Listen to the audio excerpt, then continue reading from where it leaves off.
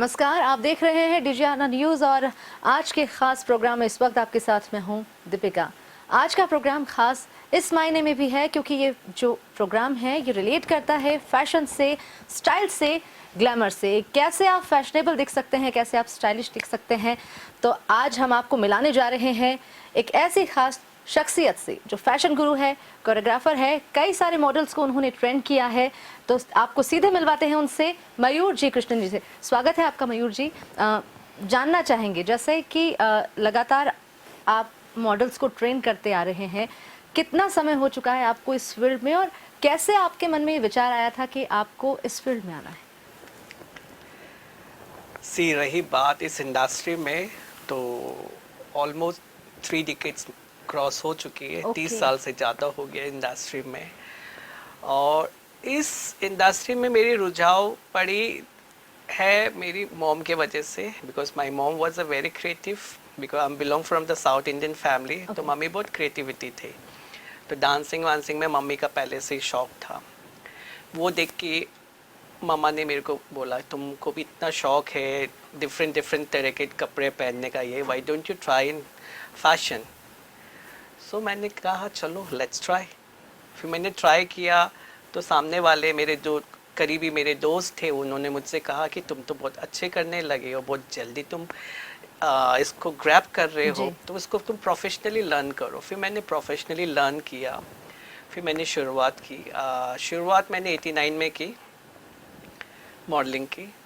तो मैंने देखा जो मेरे से बच्चे ट्रेन हो रहे थे उन लोग मुझे कह रहे थे, सर आप जो सिखाते हो वो इतने डिफरेंट वे सिखाते हो। जब आप लेडीज़ को सिखाते हो, फीमेल्स को सिखाते हो, तो आप जो फीमेल वॉक करते हो वो हम भी नहीं कर पाते। और जब मेल्स को सिखाते हैं, मेल्स भी बोलते हैं सर आप में तो बहुत अच्छी टैलेंट है, तो हम चाहेंगे आपसे प्रॉपरली ग्रूम होना। तो उसके बाद आई आस्क माई पेरेंट्स, उन्होंने कहा करके देखो। फिर मैं धीरे धीरे धीरे धीरे लेके आया। फिर मैं एक एज अ ग्रूमर बन गया, कोरियोग्राफर नहीं बन के मैं ग्रूमर बन गया, फैशन ग्रूमर, मॉडल ग्रूमर। मैं क्या करता, जो नए बच्चे आते हैं कोई भी शहर से आते, रॉ मटेरियल जो आते, उनको मैं प्रॉपरली टाइम देके ग्रूम करता हूँ।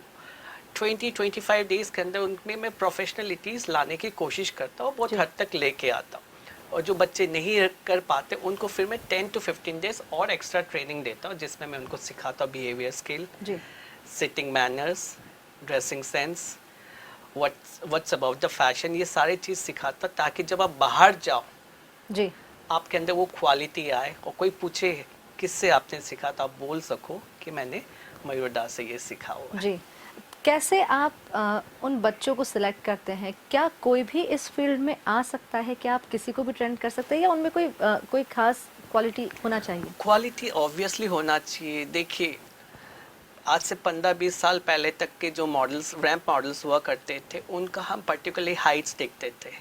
फीमेल्स का मिनिमम 5'6" होना है, मेल 5'11" होना चाहिए। उसके बाद ही हम उनको रैंप मॉडलिंग्स में लेते थे। उसके साथ साथ लुक वाइज भी ज़रूरत होती है, उनका प्रेजेंटेबल कैसा है, वो लुक में कैसा है, वो भी ज़रूरत होती थी। तो बहुत लोग पूछते थे क्या उसमें कम्प्लेक्शन मैटर करता है? मैं बोला कम्प्लेक्शन मैटर नहीं करता है। डार्क कम्प्लेक्शन भी है तो वो भी मॉडलिंग कर सकते हैं, क्योंकि ब्रांड हर किसी के लिए है। अब नए तौर पे 2006 में एक नई तरीके की फैशन स्टाइल चालू हुई है, जिसमें वेरिएशन है। इसमें शॉर्ट हाइट, एजेड, फैटी, जिसको प्लस साइज बोलते हैं, हर तरह के मॉडल्स आ सकते हैं, क्योंकि अब ब्रांड्स बढ़ गई है। जो शॉर्ट हाइट है, अगर उनकी लुक अच्छी है, उनके हाथ पाँव अच्छे हैं, तो रिस्ट मॉडलिंग होती है, रिंग मॉडलिंग होती है, एसेसरीज मॉडलिंग्स होती है। अब प्लस साइज मॉडलिंग्स भी आजकल होती है, क्योंकि आजकल फैशंस इतने बढ़ गए हैं कि प्लस साइज के भी डिजाइनिंग आउटफिट्स बनने लग गए। अब फैशन में फुटवेयर्स आती है, आई मेकअप्स आती है, हेयर कलर्स आती है। तो ज़रूरी नहीं है कि वो बाल उन्हीं के अच्छे हो जो टॉल हो। कोई कोई नॉर्मल ऑर्डिनरी लेडीज़ होते हैं, जेंट्स होते हैं, पर उनके बाल बहुत अच्छे होते हैं, तो उनको हेयर मॉडलिंग मिल जाती है। तो modellings actually are the 3 types: ramp modelling, still modelling and ad modelling. Ramp modelling एक पर्टिकुलर जिसमें टॉल होना जरूरी है, ग्लैमर पे लुक होना चाहिए, एटीट्यूड होना चाहिए। और जो एड मॉडलिंग होती है, जो हम नॉर्मली कमर्शियल्स देखते हैं, उसमें एज क्राइटेरिया कुछ नहीं होती है, पर हाँ उनकी जो एक्शन एक्सेंट जो होती है, जी। एक्टिंग जो होती है वो प्रॉपर होनी चाहिए। स्टिल मॉडलिंग में ज़रूरी नहीं कि आपकी हाइट अच्छी हो, पर आपका फेस फोटोजेनिक होना चाहिए। बाकी जो कमाल होती है वो कैमरे की होती है। जी। जब आप इन बच्चों को चुनते हैं, कितना समय आप उनको देते हैं और क्या सिर्फ इंदौर या और भी कहीं आप इस तरीके से बच्चों को ग्रूम करते हैं, मॉडल्स को ग्रूम करते हैं? Not only in Indore, pan India में जाता हूँ। Pan Okay. इंडिया से मुझे लोग बुलाते हैं, मैं बच्चों को ग्रूम करता हूँ। Okay. अगर एक पर्टिकुलर पीजेंट की बात है तो मैं 6 डेज का टाइम लेता हूँ। Okay. और एक नॉर्मली कोई बुलाते हैं कि पर्टिकुलरली हमारे इंस्टीट्यूट में आप आइए, हमारे बच्चों जी। को ग्रूम करिए, तो 15 डेज में लेता हूँ। वो 15 डेज में मैं उनको how to walk, how to sit, how to talk and how you can dress up your self, ताकि आप किसी पे डिपेंड ना रहो। ये चीज़ मैं बताता, अगर ये 4 चीज़ आप सीख जाते हो तो आप ग्लैमर में कहीं भी एंटर पा सकते हो। कितने क्या मुश्किल, क्योंकि हर किसी की एक अपनी क्वालिटी होती है, हर किसी की अपनी एक ग्रैपिंग पावर होती है, तो कैसे आप उन लोगों को ट्रेन करते और कितनी क्या मुश्किल आती है? क्योंकि जैसा आपने बताया कि रॉ मटेरियल रहते हैं, एक कच्ची मिट्टी है जिसको आपको पूरे तरीके से गढ़ना है और अच्छे से बनाना है, तो क्या कुछ मुश्किल आती हैं आपको? मुश्किलें तो बहुत आती है, जैसे फॉर एग्जांपल जो स्मॉल सिटीज़ से बच्चे आते हैं, जी। उनसे पूछो व्हाट इज़ फैशन मॉडलिंग, तो उन लोग एक ही चीज़ बोलता है, वो कपड़े पहनना है और वो जो मंच जो बनी होती है स्टेज, उस पर चलना। उनको वो जी। भी नहीं पता होता कि वो रैंप होती है। जी। तो वहाँ से पहले हम उन बच्चों को जज करते हैं, जी। पहले हम बच्चों से इंडिविजुअली मिलते हैं, जी। उनका लेवल देखते हैं, फिर उसी के अकॉर्डिंग फिर हम उन्हें सिखाते हैं कि मॉडलिंग होती क्या है, मॉडलिंग की डेफिनेशन क्या है, मॉडलिंग की मोटो क्या है, एक्चुअली हम मॉडलिंग क्यों करते हैं, मॉडल्स की क्यों ज़रूरत पड़ती है एक जी। ब्रांड के लिए। आज कोई भी ब्रांड देखो, उसके लिए आपको मॉडल्स की ज़रूरत है। जी। आप बिना मॉडल्स के कोई विज्ञापन नहीं कर सकते, जी। चाहे आप जूते का हो, शू का हो, जी। दवाई का हो, जी। कंगा का हो, जी। मॉडल्स आपको चाहिए जी। चाहिए। अब वो ज़रूरी नहीं कि वो ग्लैमर रैंप मॉडल ही हो, वो कोई भी मॉडल्स हो सकता है। ये इसी से एक क्वेश्चन उठ रहा है कि क्या कोई भी मॉडल बन सकता है, जैसे कि मतलब हम आम जीवन में भी फैशन को फॉलो कर सकते हैं, स्टाइलिश दिख सकते हैं? क्योंकि एक समय था जब जो फैशनेबल कपड़े होते थे या जो रैंप वॉक करती थी मॉडल्स, वो क्लॉथ्स हम आम उसमें नहीं पहन सकते थे, लेकिन अब ऐसा है कि अब हर कहीं कैसा भी पहना जा सकता है, तो इसको लेकर क्या कुछ कहेंगे? एग्जैक्टली जो हम बोलेंगे हमारे समय वाले बात थी, तो वो फैशन एक स्टाइल, एक सेगमेंट होता था, एक क्लास हुआ करता था जो एलिट क्लास वाले जी। Preferable ji. वेयर करते थे, क्योंकि एक्सपेंसिव हुआ करता जी। था। और तब एक टेंटेटिव कुछ ही ब्रांड हुए करते थे, पर आज फैशन वो है कि जी। फैशन आप कहीं में भी जाके देख सकते जी। हो। एक दूध वाले को भी देखोगे, वो भी ब्रांडिंग कपड़ा पहनते जी। हैं। क्यों? आज मनी वैल्यू, जी। टेक्नोलॉजी, जी। हर चीज़ में चेंजेस आई जी। है। पेरेंट्स में भी चेंजेस आई जी। है, लोगों की मेंटलिटी में भी जी। चेंजेस आई है। तो उनको आज पैसे ज़्यादा वैल्यूएबल नहीं लगते, उनको लगते कि हम अपने स्टाइल को किस तरह से मेंटेन करके चले, अपने जी। लेवल को किस तरह मेंटेन करके चले। जी। हाँ, मैं एक चीज़ बोलूँगा, आप जब भी फैशन के बारे में सोचते हो, पहले आप अपने आप को देखो कि जी। आप पे क्या चीज़ जमेगा। जी। आप ये नहीं देखो कि मेरे फ्रेंड ने रेड कलर जी। का जी। टी शर्ट जी। पहना है तो मैं भी रेड कलर का लूँ। आप देखो आपका इंडिविजुअल पर्सनालिटी कैसा है, इसलिए हम उनको पर्सनालिटी डेवलपमेंट भी सिखाते जी। हैं। नॉर्मली क्या होती है पर्सनालिटी डेवलपमेंट में, हम देखते हैं कि सिर्फ लैंग्वेज पे ही हम फोकस करते जी। हैं। एक्चुअली लैंग्वेज के साथ साथ आपको dress code, manners, body languages, ये सब इम्पोर्टेंट रहती है, जो लोग जी। भूल जाते हैं। जी। हम ये सारी चीज़ें भी सिखाते हैं, जी। हर एक इंडिविजुअल को हम बताते हैं ये तुम्हारा कलर है, जी। तुमको इस कलर की ड्रेस इस पैटर्न में पहनो, ये तुमको अच्छा लगे। जी। जैसे मैं हूँ, I am very comfortable in kurta pyjama ही ओनली। जी। आप मेरे कहीं भी पिक्स देखो कुर्ता पजामा में देखेंगे, जी। वो मेरा लुक है। जी। I am very comfortable with that, चाहे मैं नेशनली जाऊँ चाहे इंटरनेशनली जाऊँ, जी। मेरा वेयरिंग वही रहता है। तो हर एक इंडिविजुअल पर्सन का अपना एक प्रोस्पेक्ट रहता है, एक एक्सपेक्ट रहता है कि मैं कैसा रहूं, कैसा दिखूं, तो वो हम बताते हैं आपको ऐसा रहना है। जी। ये हेयर स्टाइल आपकी सही है, अगर आपको कम्प्लेक्शन के हिसाब से कलर चाहिए तो हम बताते हैं ये कलर करो, जिसके लिए हम एक्सपर्टाइज को बुलाते हैं, जी। एक्सपर्ट्स आते हैं, जी। एक्सपर्ट्स आपको बताते हैं, ब्यूटी एक्सपर्ट्स आती है, हेयर एक्सपर्ट्स आती है ड्यूरिंग द सेशन, हम डिज़ाइनर्स को बुलाते हैं, फिर डिज़ाइनर्स बताते हैं कि अब ये कल्चर चल रही है, ये स्टाइल चल रहा है, ये फैब्रिक आप पे अच्छा लगेगा, ये जी। कलर ड्रेस आप पे अच्छा जी। लगेगा। अगर हम बात करें फैशन शोज़ के बारे में, कितने शोज़ अब तक आप कर चुके हैं और सबसे जो मेमोरेबल अगर शूट की बात करें, शो की बात करें, तो वो कौन सा रहा है आपका?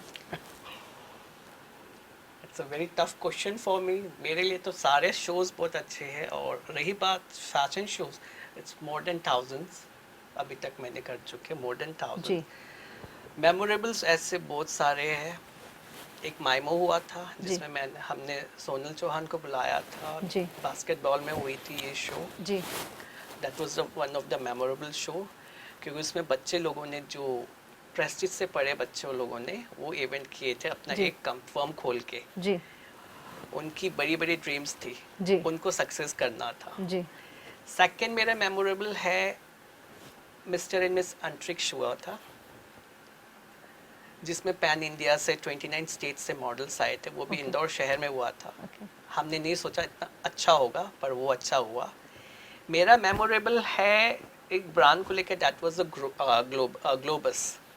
ओके जब ग्लोबस 1998 में इंदौर में आया था एमजी रोड पे, तो उनके जो कू थे उन्होंने मुझे कहा था कि why don't we do some good fashion show of our brand over here. हमने कहा यस वी कैन डू। फिर वी प्लान, हमने अभय प्रशाल में वो शो किया था, बट वो प्रॉब्लम आया था उस ब्रांड को लेके, क्योंकि उस समय हमें बड़े बड़े मॉडल्स को बुलाने थे। That time Koena Mitra, this all people was there. जी उस पर प्रॉब्लम क्या आई उनको मैनेज करने के लिए, क्योंकि जी बॉम्बे से जब मॉडल्स आते हैं, बॉम्बे में हम सब नॉर्मली दिखते हैं, पर जब बॉम्बे के लोग या मॉडल्स कहीं जाते हैं तो एक एटीट्यूड जी कैरी जी करके जी चलते, तो वो यहाँ के लोगों को वो एटीट्यूड समझ में नहीं आ रहा था। बिकॉज मेरे लिए चाय लेके आ जाओ, जबकि उसका जॉब जी प्रोफाइल कुछ और है, जी समझ में इनको भी नहीं आ रहा, वो लोग भी बोल रहे चाय लेके आ जाओ मेरे लिए। And girls are smoking over there. So 1998 में गर्ल्स जी आई थिंक इतना स्मोकिंग इंदौर में नहीं थे, इतना जी जी ओपन नहीं था। जी तो वो लोग बहुत नेगेटिव हो रहे थे, मॉडल्स लोग ऐसे कैसे बात कर रहे हैं, मर्दों के सामने सिगरेट पी रहे, नहीं है। मैंने दैट इज़ द फैशन, वो कल्चर है वहाँ का, तुम वो कल्चर मत देखो, तुम्हारा जो काम है तो वो देखो। जी उनकी जो अच्छी चीज़ है उसको ग्रैब करो, उनकी जो बुरी चीज़ है उसको तुम लोग हटा दो। तो वो थोड़ा सा मैनेज हमने प्रॉब्लम आया था, but show was super duper hit. Remember it's was 1999 का वो शो था। जी उसके बाद तमन्ना हुआ, फिर I am connected with the graffiti fashion institute, जी इंदौर का एक नामचीन फैशन इंस्टीट्यूट है, रचना ऋषि विनय जी ऋषि, उनके साथ लास्ट 26 ईयर्स से मैं कनेक्टेड हूँ। और उनके आए दिन जो भी इवेंट्स होती है उसको मैं करते रहता हूँ, और ग्राफिटी से मैंने बहुत कुछ सीखा जी रिलेटेड विद द फैशन, जी related with the design and the Indian texture. जी आज जो मेरे में आप देखते हो इंडियन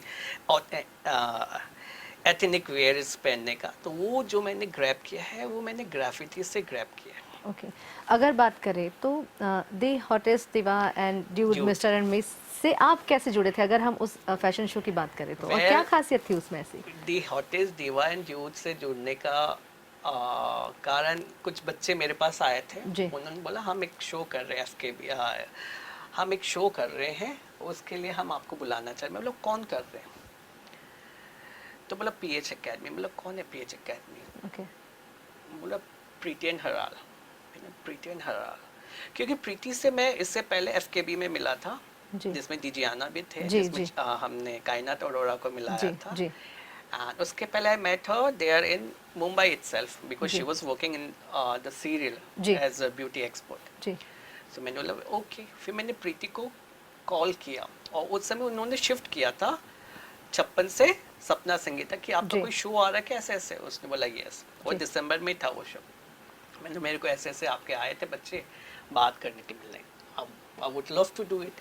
फिर मैंने किया, मैंने ये कहा था वहाँ पे, प्रॉमिस भी किया था कि यहाँ से जो बच्चे जाएंगे ज़्यादा कुछ नहीं तो उनको कुछ ना कुछ तो मैं काम दे के जाऊँगा। जी वहाँ फिर मैंने मेरे कुछ बच्चों को बुलाए, एक बच्चा तो दुबई से आया, कुलदीप जी खर्रे, जी ठीक है, दिल्ली से भी आए, वहाँ पे बच्चे लोगों ने खूब इन्जॉय किया। फिर मैंने, मेरा बेस्ट स्टूडेंट था, इज़ मिस्टर इंटरनेशनल देव पेमल, जी उसको मैंने बोला देव तुमको मेरे शो में आना है।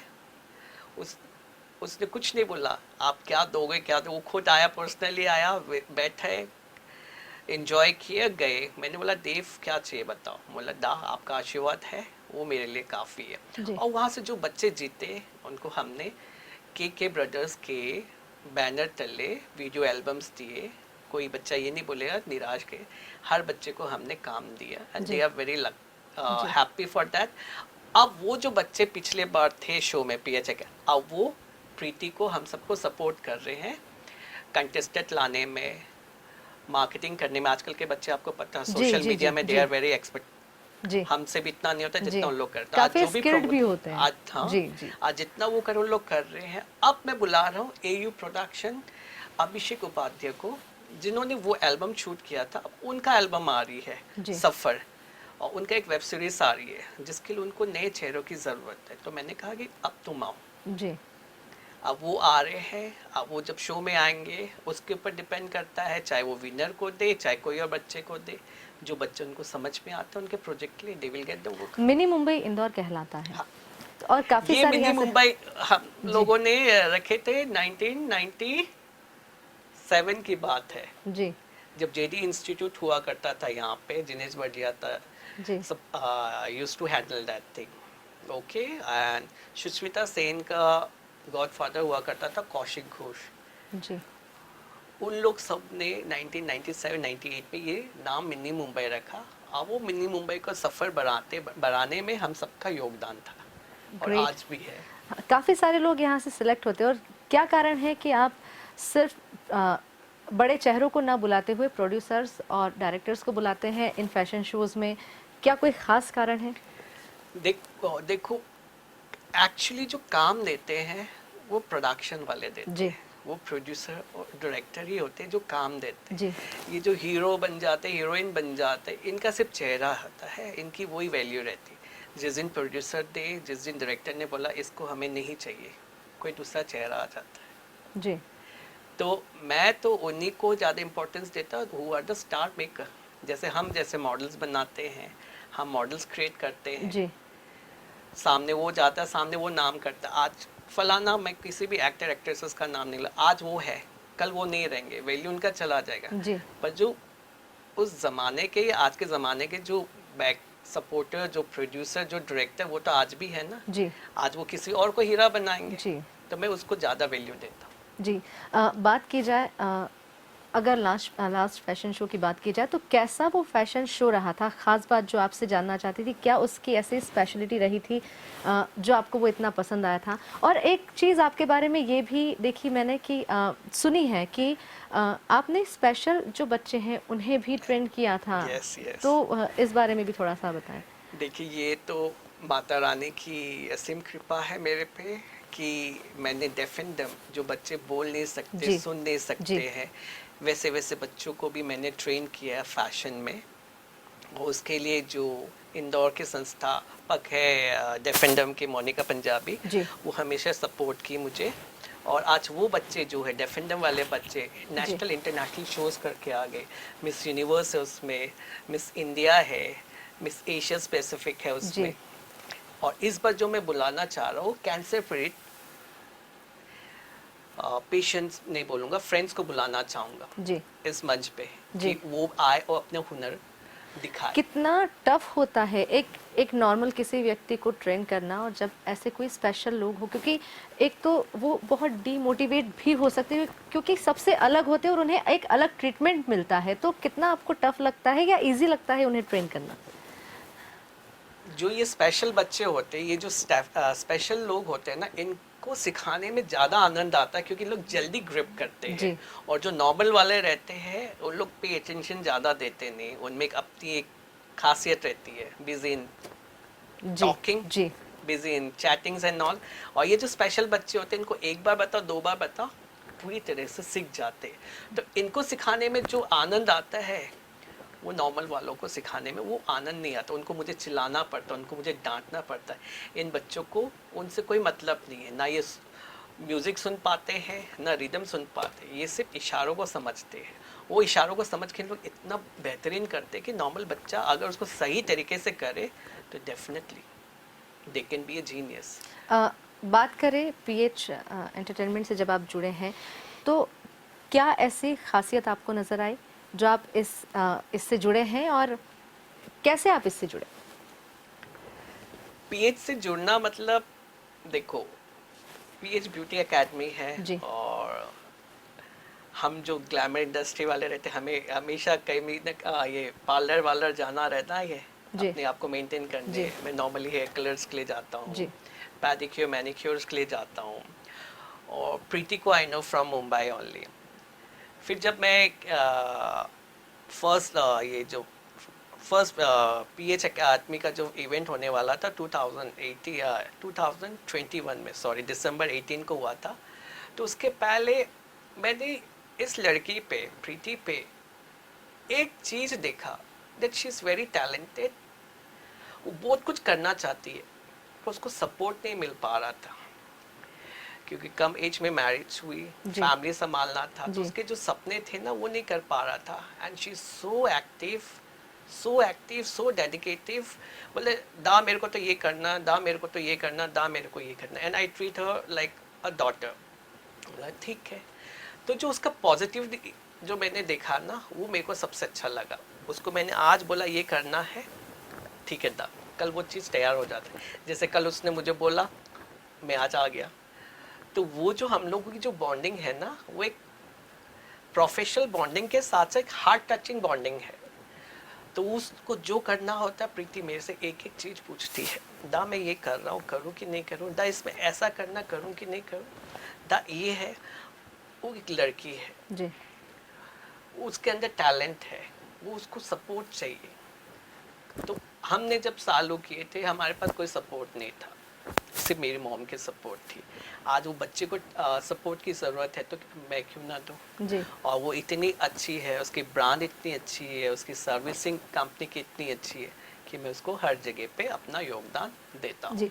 और अगर बात की जाए आपके आने वाले प्रोजेक्ट्स के बारे में, तो उसके बारे में थोड़ा सा बताएं। सी मेरे आने वाले प्रोजेक्ट्स जो है दिसंबर नहीं सॉरी अगस्त 2nd, 3rd, 4th मेरी इंटरनेशनल शो है थाईलैंड में।